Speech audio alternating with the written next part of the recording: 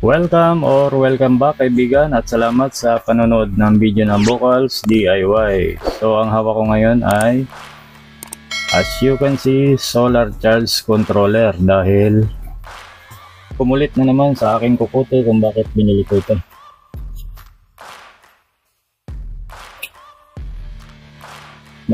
Nag-sale kasi nung nakarang nakita ko to sale, so affordable naman. Ang bili ko lang rito ay 191. So free shipping pa siya, no? Take note, 60 amps. Ito na yata yung pinakamataas na amperahe sa ganitong modelo. So itong solar charge control nito to ay PWM. So PWM dahil gagamitin ko lang siya sa lead acid battery. Take note, itong solar charge control nito ay intended for lead acid lang. So sapak na sapak sa aking kagustuhan at aking kailangan. Okay, so paano ba natin igagamitin ito? So ang specification nitong power supply na to ay ang output niya is 24 volt at 8.33 amps. So gawa ng ating kaibigan China. Ito ang magsisilbi nating solar panel muna. So ito yung ikakabit natin dito, tapos ito naman yung magko-control sa battery. Kailangan natin ng mga wires for connection. So i-connecta ko muna.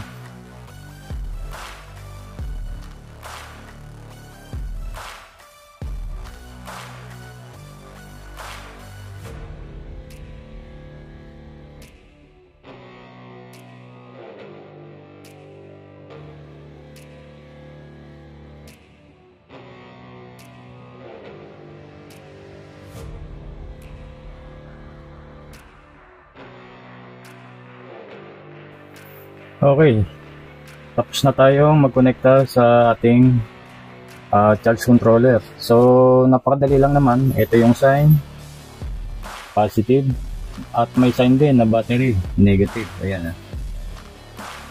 So positive, negative, ito yung output, papunta na sa battery. So bakit hindi muna natin kinabit yung ating power supply? Na kung wari ito yung ating magiging solar panel, kasi i-adjust muna natin ito. As I mentioned, ito ay 24 volt. Kayang-kayang tanggapin ng ating solar charge controller ito, pero napaka harmful sa ating battery niyan dahil ang ilalabas niya rin is 24 volt. So magiging fast charging siya, kaya harmful sa ating sa ating battery. Ngayon i-adjust natin. So check muna natin, ito yung ating outlet. Gamit tayo ng tester. So check muna natin yung ating outlet. Yan na, meron na 239.2 AC. Ngayon, pag-iwalayin muna natin tong wire at i-adjust natin yung ating power supply.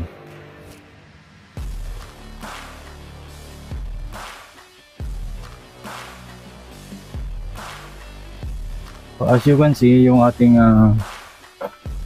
power supply ay 24 volt. So ang gagawin natin, meron siyang adjustment dito. Ito yung ina-adjust ko. So i-adjust natin yan siya sa mga mga 15. Okay, so pwede na siguro yan. 15.10. Nasa inyo kung gaano nyo gusto kabilis i-charge yung inyong nasa kagustuhan niya kung gaano kalaki, gaano yung settings niya. So kayo ang masusunod. Akin ilagay ko lang sa 15 volt. At ikakabit na natin siya sa ating solar charge controller.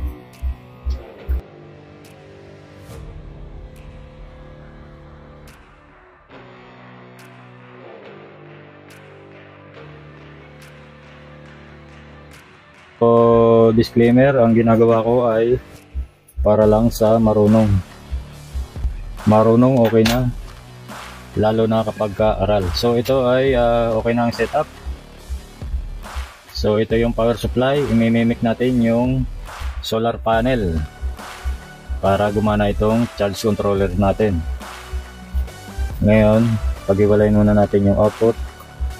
Power on natin. Power on natin yung ating supply. Okay.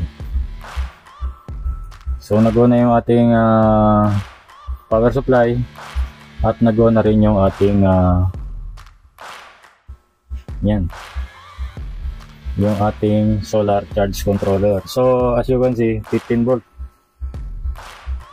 Ang reading natin dito kanina is 15 plus, pero dito talagang 15 volt. Okay, kapag kaganyan, pwede na tayong mag-charge. Try nating i-charge yung ating battery.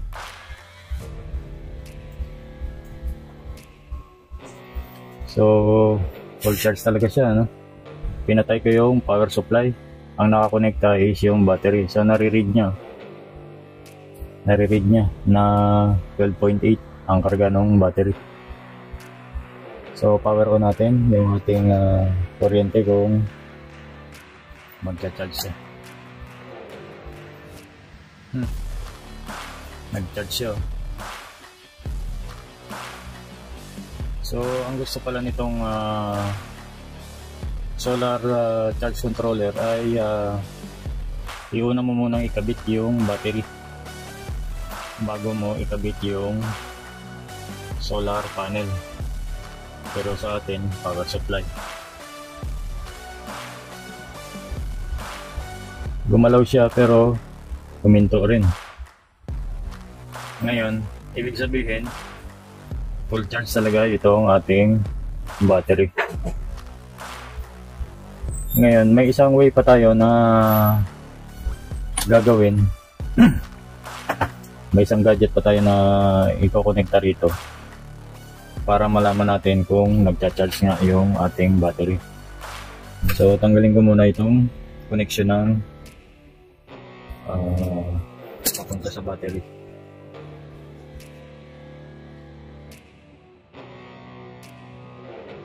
Ito watt meter. So ikabit ko muna.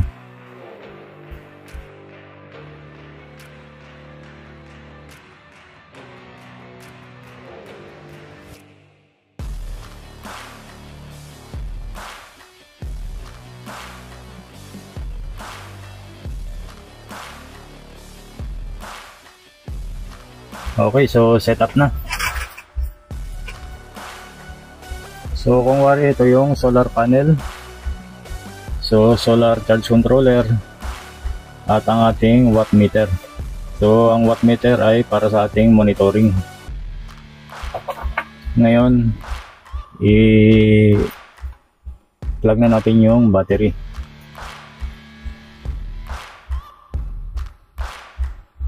Ayun. So nag-initialize na kagad yung ating watt meter. So as you can see, zoom natin. Ayan. So nare-read niya yung voltahe ng ating battery, which is 12.80 o 81. Wala pang mga reading ito kasi nga wala pa tayong activity na ginagawa. So check natin yung ating solar charge controller naman ay 12.9. Ano ba yan? Hindi tayo makapag-demo ng maganda. Kasi yung ating battery ay puro full charge. Pero anyway, so nakaset up na. Power on natin yung ating AC para mag-power on yung ating power supply. Okay, so nakita nyo yung ating watt meter. Gumagalaw siya. Ayan na. So riniread niya yung amperahe ng ating battery. So yan yung trabaho niya.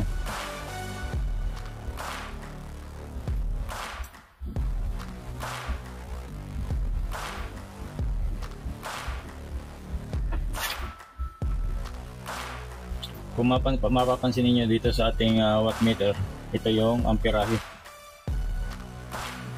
ang laman ng ating battery.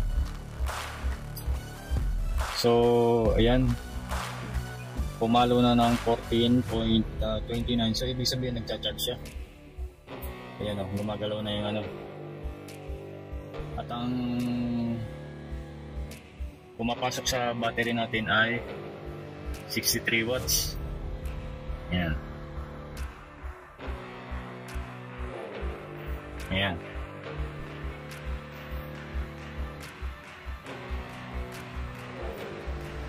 So napakahalaga na mayroon tayong watt meter, ano? Malalaman talaga natin yung activity. Kasi kung ay yung ano lang, ito lang at saka ito, although ito at ito okay na, malalaman mo na nagcha-charge siya. Pero mas nabis pa rin na meron kang watt meter. So hindi ka talaga pwedeng mag-rely lang sa voltahe.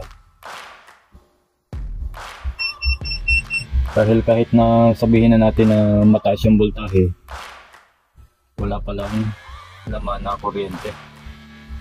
So iwan muna natin siya saglit at balik na lang tayo kapag okay na. Okay, so as expected, ito na yung karga ng ating battery. 13 volt, 13.33. Yan. 13.4. So as expected, nag-cut off siya sa ganyang kalagayan. So check natin kung ilang amperahe na ba yung ating battery.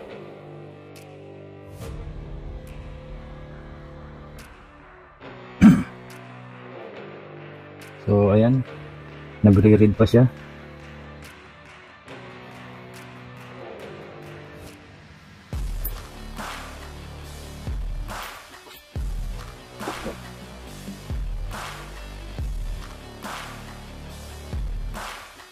So dito na siya huminto sa 6. Ayan. So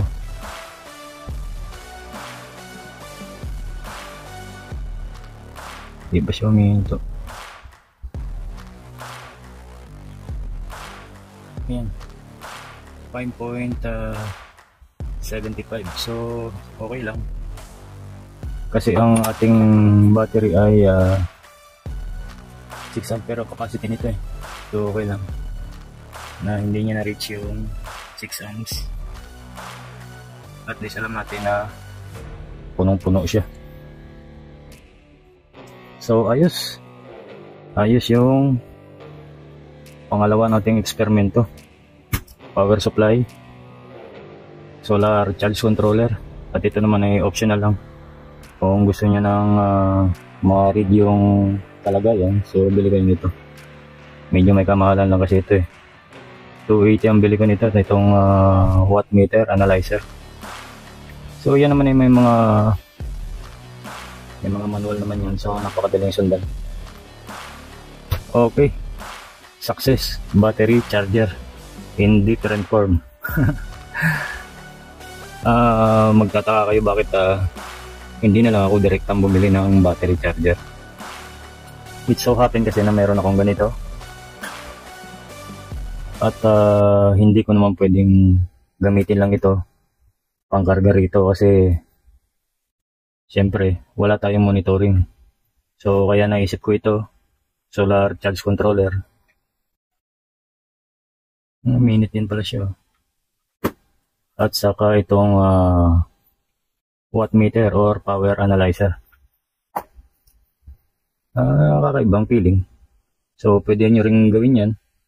I-charger. Napaka-importante kasi ng battery charger gawa ng saan mo gagamitin yan. Una, number 1, pang ilaw-ilaw. Number 2, kapag sira na yung rectifier ng motor mo, so kailangan mong i-charge yung battery. Okay, so maraming salamat.